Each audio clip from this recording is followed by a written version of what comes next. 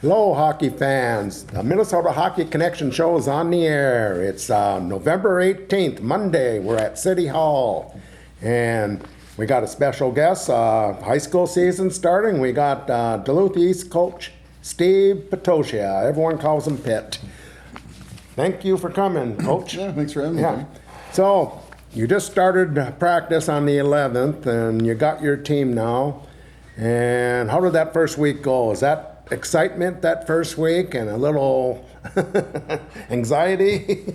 Yeah, it's loaded with excitement, and it's such a long wait from the end of July until a couple weeks into November till you really get to touch your group again, and so it's fun. It is certainly fun to get back to work with them. Right. So, what's your team going to look like? What kind of system you think you might have? Are they a lot of good forwards, or D, or what's going to be your positive side on the team, you think? Yeah, I think we've got an experienced D core coming back.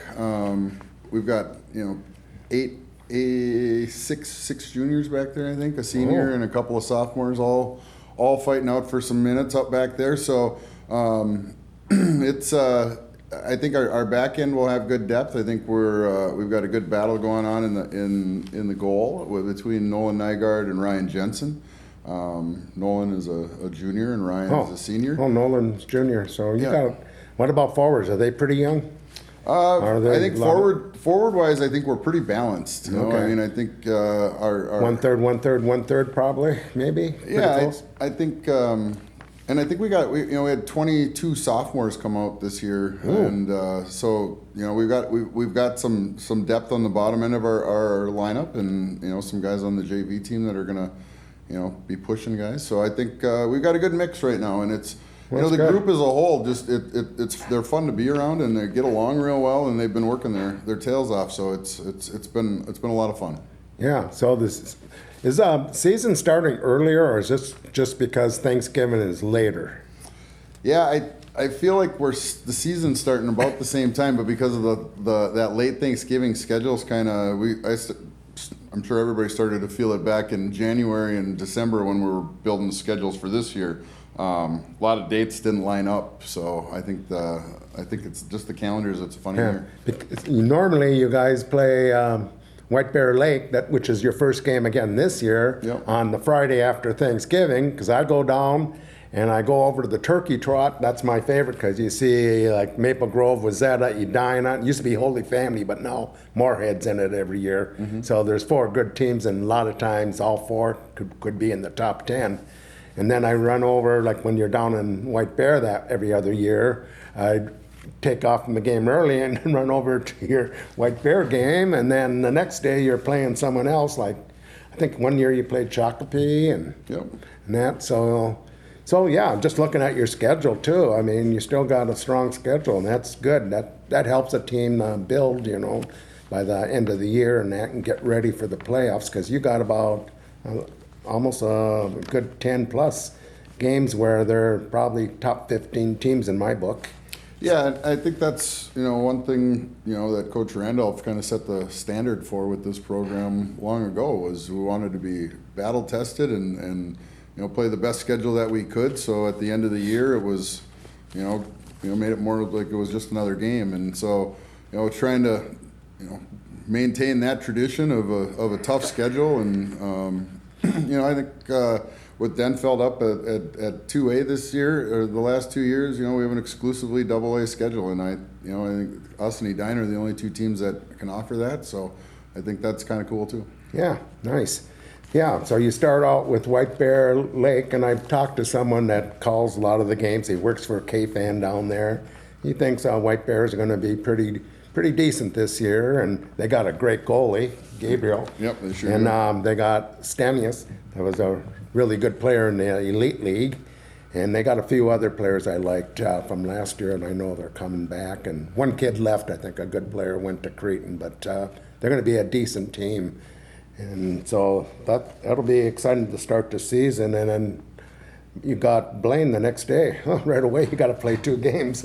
Yeah, get in shape early, right? Yeah. That was just kind of a something that happened because of the goofy schedule, like we were talking about. Some games got moved around, and our schedule was out of balance quite a bit. We were on the road last year, I think 15 times and only home 10 times. So we doubled up on a couple. That's of road a normal trips. East game on the road. Yeah. Come on. We got it a little bit back more to even now. So I think we're gone 13 times and home 12 this year. So little better. So did you scrimmage this last weekend? We did. We scrimmaged Woodbury in the morning and Simley in the afternoon. Okay, how did that go? Yeah, it was good. It's really just a lot of experimenting and getting kids used to the new kids used to the speed and right. Yeah, but it was a good experience and again just enjoyed being with my group for the weekend. Right, and you just talked about Coach Randolph and his schedule, but I'll self-promote him. His first game of the year, he's going to have the record for Minnesota coaches in boys hockey in high school. And it'll be 708, and we're going to have a bus trip leaving Duluth. And any fans that want to go see this game, it's in St. Cloud. They moved it, and you can call me at 612-790-3049 if you want to get a seat on the bus. So thank you for letting me do that, Steve. Oh yeah. Hope Coach gets that record sooner than later, so I he think can he put will. it behind him and I think he will. Keep moving forward. Yeah. So I'm sure he'll be excited to be done with it. oh yeah. Yeah, I'm just thinking, nowadays coaches, they probably have to start early in their career, coach in high school, and live to be 100 and still coach to get that. Yeah, that is a long haul. But like I said, we played Woodbury on Saturday, and Coach Bolin from Woodbury, West Bolin, he's starting his 42nd year. So, yeah, he's been around a long time too. Yeah, good guy. Just good coach. dedicated people. That had to be one of the hardest programs in hockey down in the Twin Cities, because when they opened the new East Ridge, and then half the good kids are even going to Cretin, Hill Murray, St. Tom. I mean, they're mostly Hill Murray, but I mean, they're losing half their good players, and then plus the two schools have to split them up. And they've had some great youth teams over the years. Sure have. So that's to be a tough program. Yep, no doubt. Okay, so you're going to start on Friday, and it's up here, right? It is. All right, both games are up here. So Friday, 7 o'clock, get over to the Heritage Center, and then Saturday afternoon you can come back, and they got Blaine at, is it 3 o'clock? Yeah, I believe it's 3 o'clock. Yeah, it said that, and maybe sometimes they change. And okay, great. That's going to be good. So who do you, I was looking another game you had. I saw this kid from Chaplin Park, and you play them this year down there. This Brent Solomon. Mm-hmm. He's a goal scorer, this kid. Yeah. Oh, he scored more goals by far than anyone else in the Elite League. And it's amazing how a kid can show up and from a school you don't really notice it's a hockey school, and all of a sudden, holy, look at this kid. He's just smart. He knows how to get around that net and score, Yeah, another example of just, watching kids develop over the, they don't, just because you're a superstar peewee doesn't mean that it's going to translate, right? So right. It's nice to see see kids like that having success. And stay with the school they're at. Yeah. He could have went a lot of places probably. I bet all the private schools are working him. Yeah, that's quite a challenge. Down there, that's all that happens. But another game I'm looking forward to you guys this year is Rogers, and they got 3 great players they're going to be on my start list for Mr. Hockey. Their number 1 player I like is the defenseman Nolan Gerdes, and then you got Parker Duchesne and Mason Jensen. 2 good forwards. They've been around. They were top gun when they were sophomores, all these kids, and now they're seniors, and that's going to be. And I got them ranked 3 to start the season. So we'll see. Yeah, David Brown's done a nice job with that program, and they have been formidable now for a few years.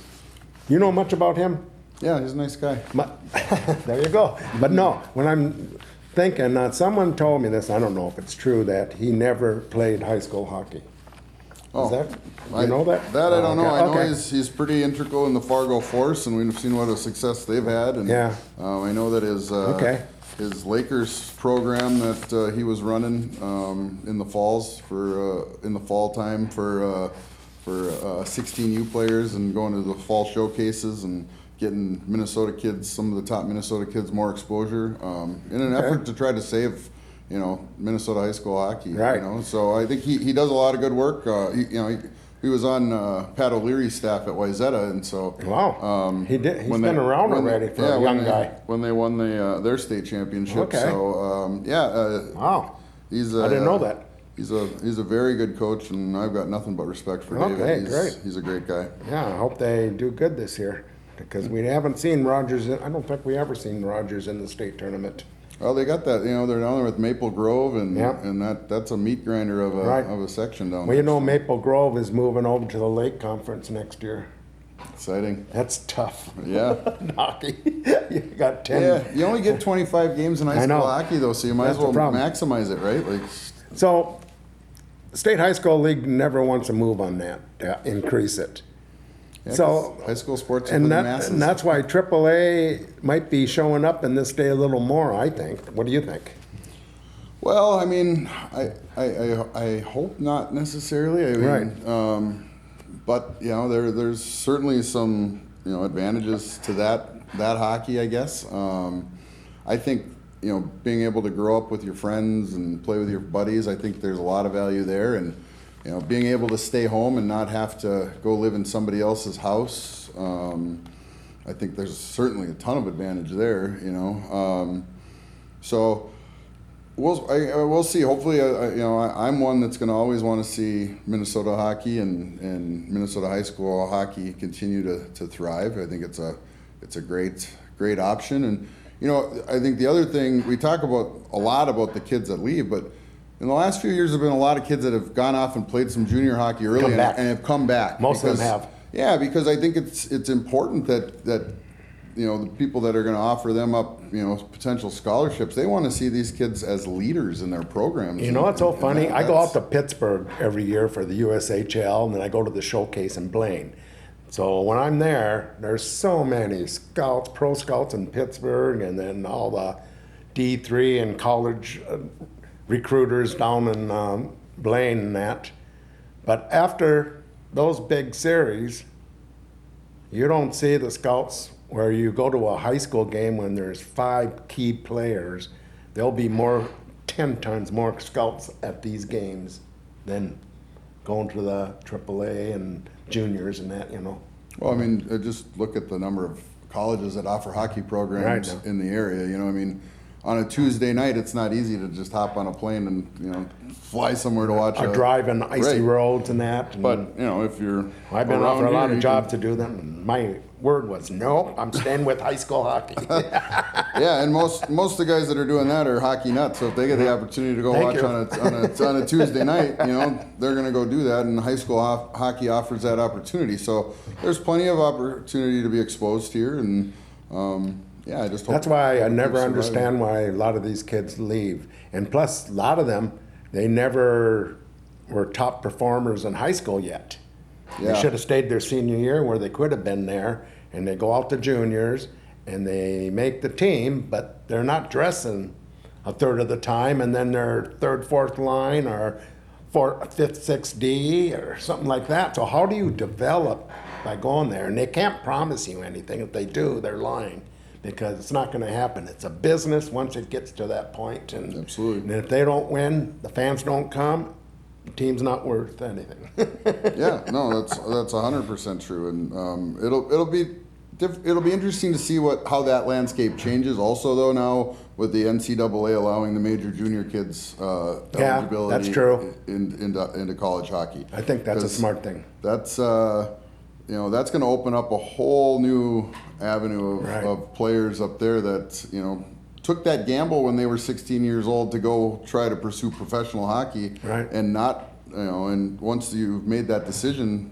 at that age, you're kind of out of luck when it comes to the college route. So Right. now that with the NIL stuff, and that's opened up, so it'll be interesting to see what happens. I tell you one thing: I would not want to be the owner of a USHL franchise right now, No, because and they're so who knows expensive what's now. going to happen, right? When the North American League teams are worth over $1 million now. It's crazy out there how much these teams are worth. But, oh boy, it's a tough thing. But the number one thing I think where the kids leave, I think, is they get more games. And the second thing is not a good thing, in my opinion, is there's too many advisors out there giving bad information. And I don't like that. And most of these advisors don't get paid too much money, so I think they're trying to build something, or I don't know. Yeah, the advisors are certainly a part of the game that's realistic, but there are a lot of parasites out there too. There's some really good advisors out there that offer good services and keep the kids in mind and they're honest with them. Right. It's the ones that aren't honest with right. them that are just. And there's a lot of them. There's a lot of those on both sides. Yep. So yeah, so you just got to watch it and not get big heads when someone talks too good about your kid. But okay, well, you're talking earlier about teams, your scheduling, and by scheduling tough schedule like East has for years. And that really helps the team down the line at the end because you played a lot of tough games and that. But as you know, and I know, and everyone up here, hockey is basically down competitive-wise to the big Twin City teams. We don't compete as good no more. And so, and Cloquet dropped down to single A, which is kind of a shocker to me, but it is what it is. But how does the Northland get better so they can compete with these teams down in the cities? Well, I mean, I don't know if there's a one size fits all answer to it. I think that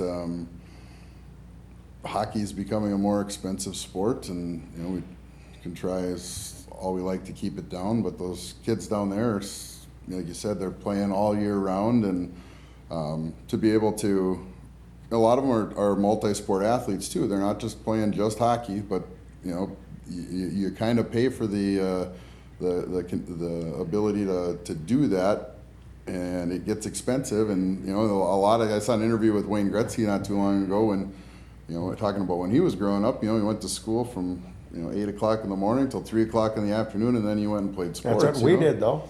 You see a lot of kids nowadays, especially down in the metro area, where they go to school until 10 in the morning, and then they get out and they go to see their skating coach, and then they go see to their breakaway and map. Right. Well, yeah, and then there's those academy options right. that are available too. So hard to compete with that, though. That's and I don't know if that's necessarily the right way. When you're talking about, the bottom line is 99% of these kids are going to be working for a living.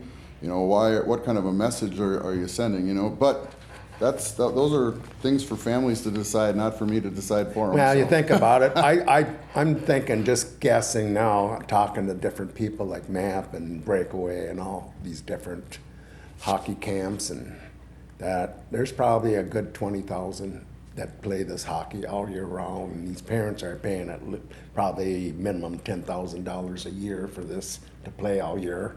And but the thing I see is you get your friends, or my friend's doing it, I'm going to do it. I'm going to get my parents to pay for this. But what happens is one player probably was a better player when they played against each other, just rink rat, whatever. And all of a sudden they go into these things, and all of a sudden one kid gets over the other kid, and these kids get burnt out so fast now doing that all year round. Where my time, I don't know if in your time you did the same thing, but we played 3 different sports, and we got into the sport when that season came, Right. I loved playing football. I loved playing baseball. Yeah. Get your different hand coordination. Yeah, even playing even played basketball up till junior high, when I had to make a decision just because of scheduling. You know what I mean? Like, I think playing multi-sports, and I think that is one thing in northern Minnesota that we do have to embrace. We have to embrace the multi-sport athlete. Right. And programs like Hermantown have been doing it for years, and you see the success that they have up there. They don't deter their hockey players from playing football or lacrosse or soccer. And we can't deter ours.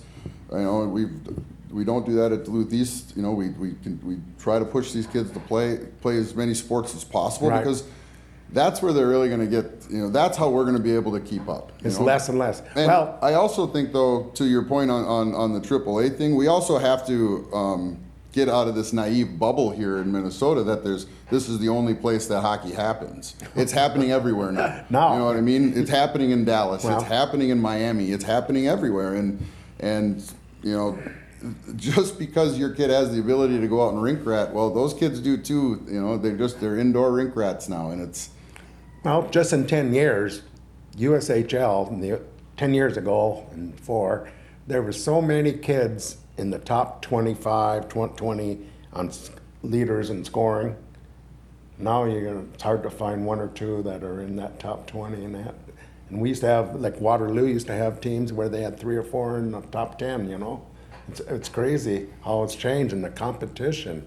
And like you're saying, you could look in there, there's every state in the union now. That's right. How did a kid from Oklahoma play?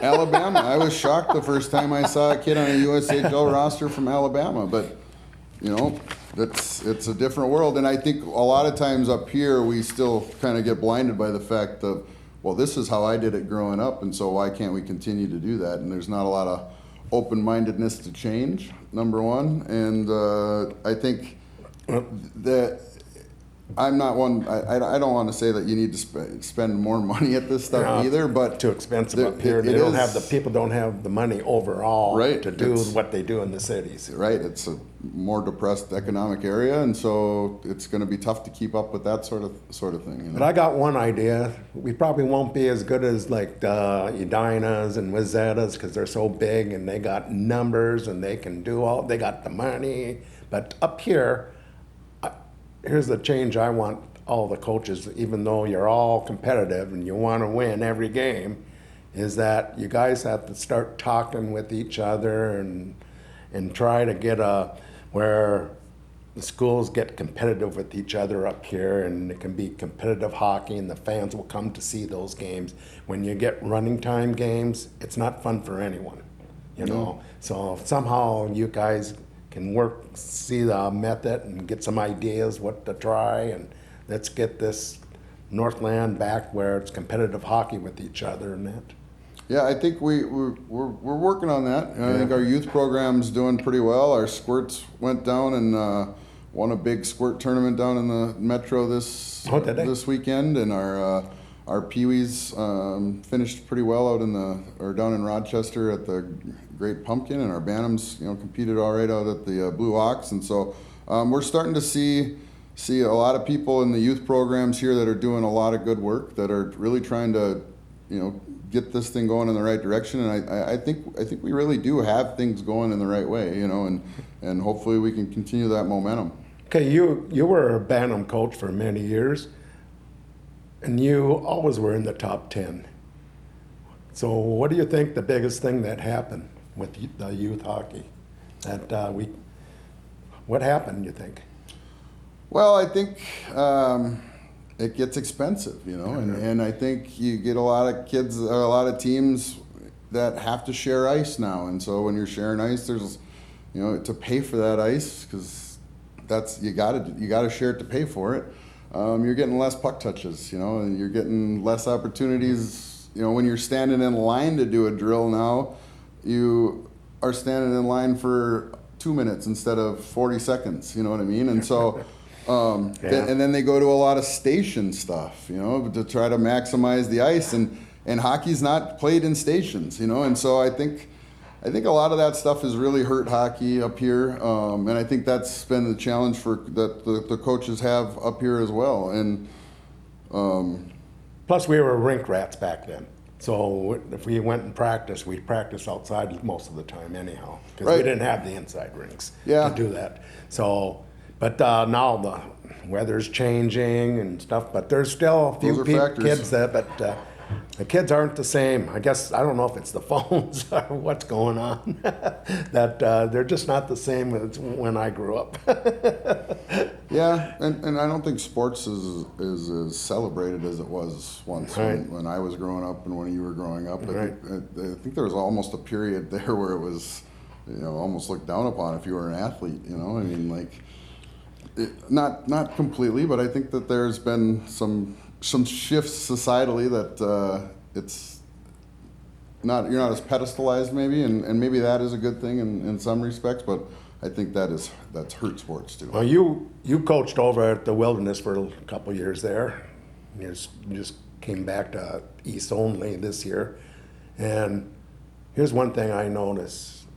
College, from Bantams to high school to juniors, it's such a big jump nowadays for these kids that first year doing that.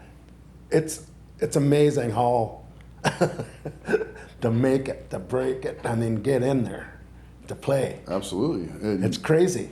You have to not only love the game, but you have to love the preparation of the game to really truly make it nowadays, because if you don't take the time to watch your video, and you don't take the time to get into the weight room, and you don't take the time to, stretch before and recover after, like, there's plenty of guys that are willing to do that. Well, I used to hang around with Herb Brooks for about 6 years there. About 2 or 3 times a week I'd meet him. And his number one thing is what you do in practice. Yeah. Practice makes everything. It's more important than the game itself, because if you're not practicing hard, you're not going to be in the right mind and ready for the game. Yep, agreed.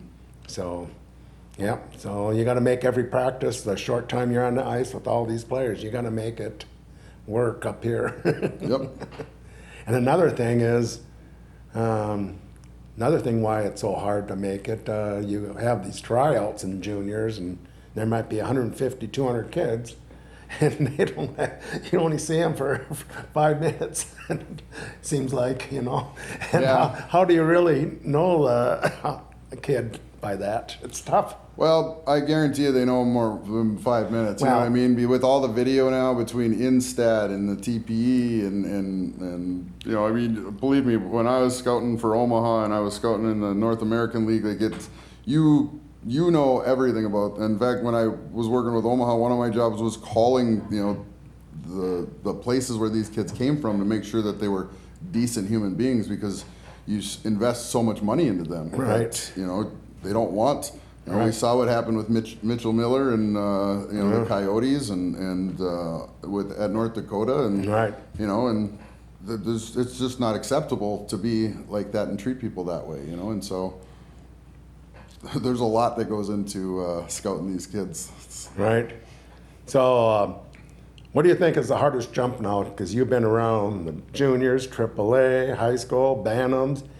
What do you think is the hardest jump for these kids nowadays? Mine, and for being a productive player. Bantam to high school to juniors, juniors to college. What do you think is the hardest jump? Well, probably juniors to college, just because as that pyramid's getting tighter as it goes up. There's less fourth liners every time you go up. And so I would say that's probably the hardest jump. I think really. I think that Pee Wee to Bantam jump is tough now, because you're introduced into playing physical hockey at that point.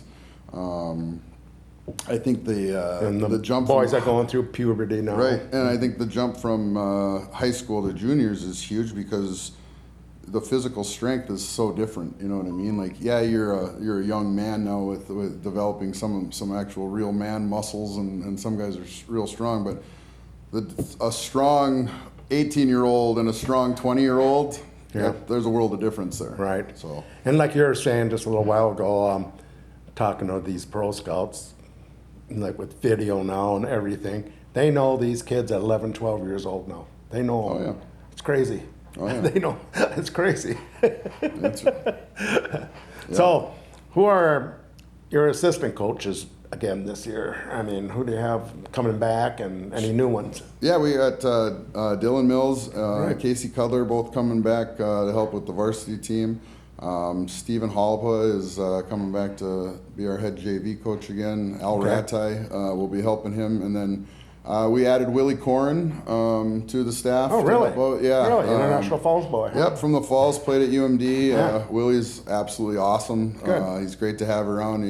He brings a lot of energy, and I think I think it's so important nowadays with these kids, because like you said, with the phones and all the distractions, if you don't bring that passion and that energy, boy, you'll lose them. And so Willie's a guy that brings a lot of that. And quite honestly, if to be on my staff, you kind of just have to be a hockey nut, Right. And so that's what we got. And then we added Mike Swanson as well, who I had the pleasure of coaching with up at Marshall before Brendan. Brendan, okay. Yep.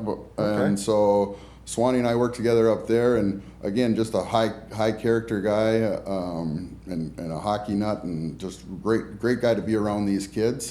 He's also the golf coach at East, and so he knows what the commitment to excellence that we want there is. By the way, a little bit off the subject, Steve, your JV coach, he worked with Brian Ross up at Play It Again. Yeah. Did he buy Stewart's? He did buy Stewart's. Oh, that's what happened. It's kind of funny seeing them together, and all of a sudden, hey, I'm at Stewart.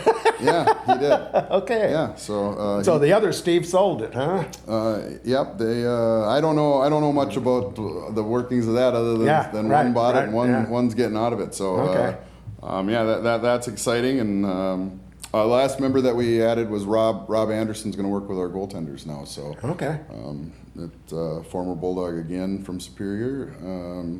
It's been, the staff's been pretty awesome to work with, and exciting. The kids seem to be pretty excited about the group. So. Right. So, what do you do to prepare for the first game? Do you do anything different, or just the same practice? Basically, work on things every day, basically the same way. One day you do this, and one day you do that, and do the whole season, or do you have a different way the first week to get to that first game? I think one of the things that I've learned over the first 3 years was that you don't have a whole lot of time to teach new stuff once the season starts in high school hockey, because it's pretty fast and furious, and that's I think a huge difference from coaching in youth hockey, where you've got a real long season in the sense that you can really build on things. And you play a lot more games. And we had to do, I think, we do a lot more of that now in the summer, kind of implementing the teaching part of it now, and so I think we can hit the ground running a little bit more with less teaching and more working on the stuff that we've already taught is what we're doing to get ready. So who are your captains this year? So we have 4 senior captains and a junior captain. Our 4 seniors are Caden Cole, Kyle Peterson, Timmy Baltazar, and Christian Cochran. Is that Riot's brother? No. No. Different Peterson. There's Different family. Petersons. Yep. Okay. And then our junior captain is Henrik Spenningsby. Okay. So. All right.